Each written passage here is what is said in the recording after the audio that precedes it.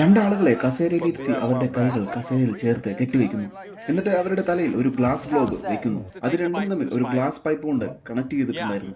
എന്നിട്ട് ഒരു വിഷമുള്ള വലിയൊരു എട്ടുകലി എടുക്കുന്നു. അതിനെ അവരുടെ ഗ്ലാസ് ഗ്ലോബിന്റെ കണക്ഷൻ പൈപ്പിലേക്ക് ഇട്ടുകൊടുക്കുന്നു.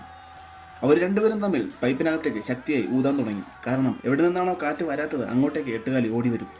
അവർ രണ്ടുപേരും പരസ്പരം മരിച്ച് ഊതാൻ തുടങ്ങി. ഒരു നിമിഷം നിർത്തിയാൽ എട്ടുകാലി അങ്ങോട്ടേക്ക് ഓടി വരും. അധികം നേരം വേണ്ടി വന്നില്ല. അതിലൊരാൾ തോൽവി സമ്മതിച്ചു. അയാളുടെ ഗ്ലോബിനകത്തേക്ക് എട്ടുകാലി കയറുന്നു. അയാൾ പേടിച്ചു വിറച്ച് കസേരയിൽ നിന്നും എഴുന്നേൽക്കുന്നു. എട്ടുകാലി അയാളുടെ മുഖത്തേക്ക് കയറാൻ ശ്രമിക്കുന്നു.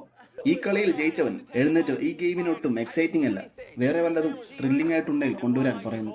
അയാളെ അടുത്ത ഗെയിമിലേക്ക് കൊണ്ടുവരുന്നു. കസേരയിൽ കെട്ടിയിടുന്നു. എന്നിട്ട് തലയിലും ശരീരത്തിലും തേനൊഴിക്കുന്നു.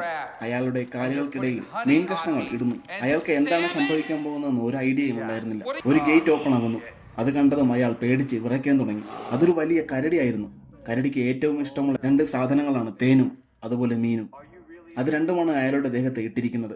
കരടി വന്ന് അയാളുടെ കാലുകൾക്കിടയിൽ മീനെടുത്ത് കഴിക്കാൻ തുടങ്ങി. പക്ഷെ അതുകൊണ്ടൊന്നും അതിന്റെ വിശപ്പ് മാറിയില്ല.